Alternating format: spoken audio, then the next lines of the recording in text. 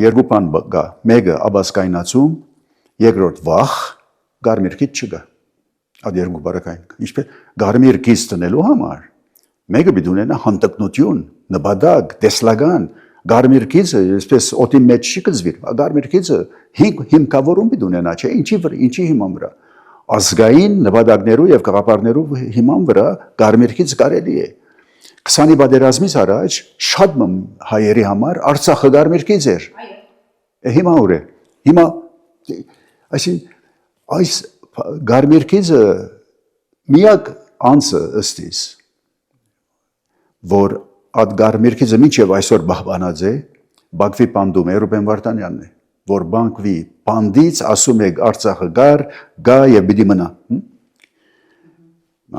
Շատեր դեսեն ադի անհետեցություն է եւ այլն հիմարություն է, բայց մարդը այդ կարմիր գիծը բահել է,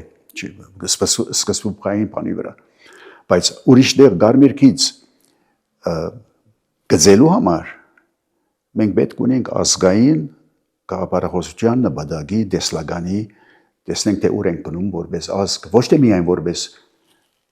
29743 կիլոմետր այդ քարտեզը, որ դրում է ամենտեղ, չէ,